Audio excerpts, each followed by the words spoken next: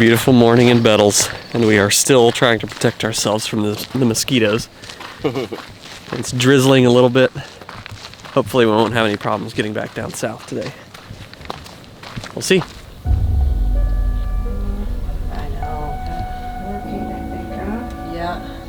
I think kind of what I want to do, I feel like it's good enough to get up in the air locally, and then we could call flight service and get a quick abbreviated from them, make sure there's no surprises. That looks good. All right, we just settled up on fuel and everything here in Bettles. The weather is it's kind of drizzling right now, but we just looked at the weather cameras on the one and only computer in the entire village, and the weather cameras look great pretty much all the way down to Anchorage. It's like clear skies. Or very, very high overcast, so we're good. There's a caravan back there firing up. Back there in the 206, just did their run up. This is actually a pretty happening airport. There's lots of activity. I mean, long runway, so they can get some pretty good traffic in here, but it's just crazy. All their supplies get flown in. That's why everything's like kind of expensive here. Fuel is $9 a gallon. Yep. But yeah, cool place. Let's get out of here.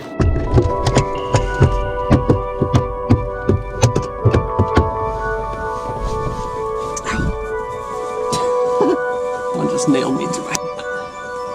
We're all kind of sticking to that window though, so that we make easy targets.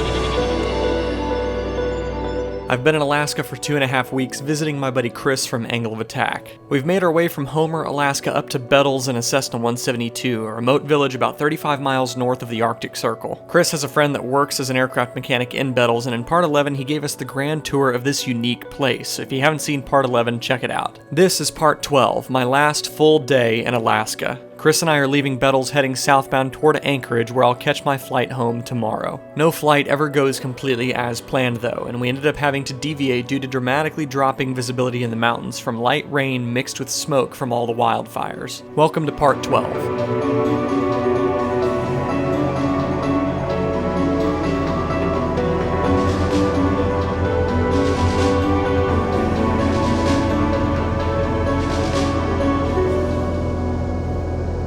Starting to get that smoke mix.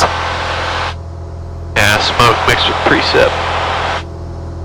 November 2-3 uniform, Fairbanks radio. Looking at the radar imagery, I am seeing light to moderate precipitation layers basically on the entire north portion of the radar, north of Fairbanks. There's a good chance that is just smoke though. Okay, 2-3 uniform, so it may be picking up those fires up there. And we're about 50 miles to the east of Fairbanks and where we remain, so. November 2-3 uniform, roger. It's just completely north of Fairbanks, nothing south of Fairbanks. 2-3 uniform, thank you. I think it's probably best to go foothills. How low this is getting. Yeah, we're just gonna head towards lower terrain. Are we low right ahead though? Uh-huh. Okay. Yeah, we're okay. That was just a pocket of light to moderate precip. Yeah, that got pretty sketch for a second. Yeah, I was kind of like on the edge of wanting to turn around. We're just gonna fly this direction for a little while. Yep. We'll take our time. So you can see with the breadcrumbs on ForeFlight here, what we were doing, we were coming down here with the green line is what I'm looking at. You follow the green line, we were coming south, climbing. And we had the mountains inside, but right about here, the visibility just went to crap. And we just couldn't see the mountains anymore. We knew there was terrain around us. Had the terrain advisor up here on ForeFlight, and that was doing well, but like Chris said, that's advisory. So we just said, nope, we're not doing this, and we boogered out. And just bailed out to lower terrain. And then now we've got terrain that's like 2,000 feet underneath us. The rain's better, visibility's better.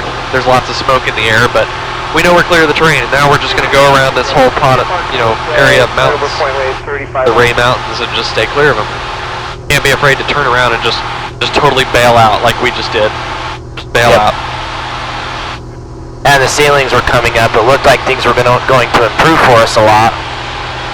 And then the visibility just dropped out from under us. Yeah, then it's just like we hit a wall of rain that didn't really look like a wall of rain coming. It just slowly... It's almost like it started raining on top of us. Yeah. But things smoke, man. Yeah, The thing is, we're not over anything problematic now, though. Right. But if we can get over to that road, it'll, we'll do IFR. I follow roads. Room 25 Echo Lima, squawk 5160. I got your radar contact. Say altitude. We're actually heading right towards the bridge that crosses the Yukon. Yeah, the Yukon Bridge. 25 Echo Lima, roger. Clear to Kotzebue Airport via direct and maintain 4,000 for now. We stopped in Nenana again for some fuel and continued our journey south around the Denali Range, and our next stop is the Lake Hood Dirt Strip, where this entire series started to do my last landing in Alaska for this trip. We're about 12 minutes out. Wow. What a day. What a day. Started in the Arctic Circle. Now coming up on Anchorage. That's nuts. Number 23 uniform, the traffic's 1 o'clock now, 2 miles southeastbound, altitude indicates 3,300. 2-3 uniform, traffic in sight. Number 23 uniform, roger, contact Lakewood Tower, have a good day. Tower, good day, 2-3 uniform. Lakewood Tower, Skyhawk 2-3 uniform on the west route for 3-2. November 2-3 uniform, runway 32, clear to land, traffic, right base to final for touch and go, follow you. 2-3 uniform, clear to land, 3-2. Look at the 747 taking off. Oh man, that's cool. 747 lifting off in the backdrop. November 51 Zulu, number 2, runway 32, cleared, touch and go, traffic's right base. Dude, he burned up a lot of runway. Oh my gosh. Okay. Lakewood Tower, 8015. Landing. Flaps 30. Finger with kilo like the taxi for west, northbound. November 8015 Zulu, Lakewood Tower, advisory west. November 15 Zulu, verify you said you have ATIS kilo. I have ATIS kilo. November 73 Mike, just for future reference, I was tracking you about a mile east of Point McKenzie. When you're inbound, you're inside Merrill's airspace. Okay, we're new to the area. We're trying to figure out where everything's at. Thank you, ma'am. Roger, there's that landmass there comes to a point, that's Point McKenzie, and that's where you should overfly inbound. Roger that, 73 Mike. And we're almost to the ballpark. Alright, here we are, hard to believe. I know. Coming to an end. Coming to an end. I'll be back. I know you will. Well, hello there, Piper.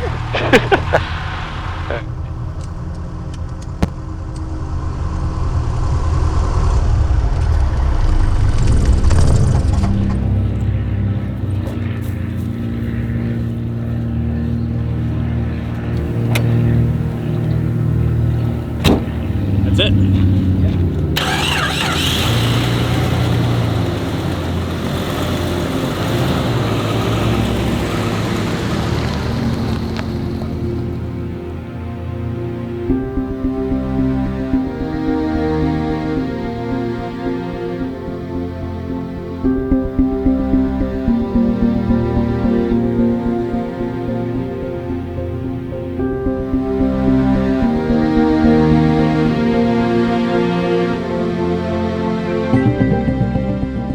This has to be one of the most bittersweet airline flights after a trip I've ever had. Just under 3 weeks is how long I was here. Months and months of talking about the trip with Chris, planning the flights and stops throughout my stay, all of it is done, and I'm cruising home with footage of all of it. I've never been one to buy souvenirs or collect postcards or any of that stuff. My souvenir is my footage. See, I go on this amazing adventure with a friend, meet a bunch of awesome new people, and at the end of the day, our memories are the only thing we can take with us at the end of this life. Let me explain. By coming home with over 4 terabytes of footage and an audience that's, quite frankly, anticipating I tell them this story, I get to completely relive the entire experience through sharing these stories with you. From landing at Soldovia, flying over the ice field, taking an introductory seaplane lesson, to flying through Denali National Park at midnight, getting a remote $100 Hawaiian pizza, and crossing north of the Arctic Circle just to say we did. I'm honored to be able to tell the story of this adventure with each of you. I feel a bit dissatisfied with my coverage of our experiences in Bettles. There are certainly other places in Alaska more remote than this place, but it's no different. Bettles was such an eye-opening experience for both of us because it showed us what it's like to be disconnected disconnected from the ground-based world as we know it. Chris and I were both not prepared for how remote it was, and there were so many things we didn't even think about, like how they get their groceries there. So the whole time in Bettles, I was taking in the experience first, and getting footage became a secondary task. We needed some time to process that on the way back to Anchorage. That being said, I'm saving what I think was the most epic part of the trip for last. Though it didn't include any flying whatsoever, I asked all of you in part 6 if you'd like to see a full video of our 4-day excursion on Prince William Sound, and the response was a loud and unanimous yes, so that will be coming up next. I once again want to ping the audience and ask your feedback on this series, what you liked, what you didn't like, what you wish I'd show more of, anything. Leave a comment down below, I'll be reading all of them. Flying and filmmaking are both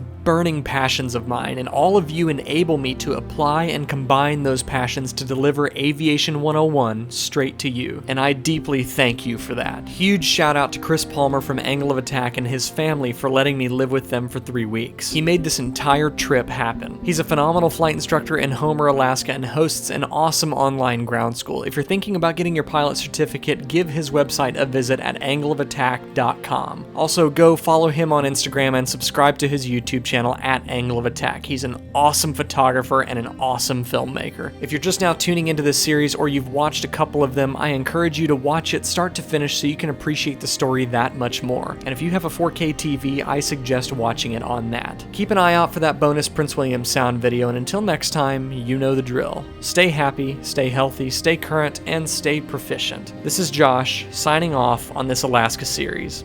Fly safe.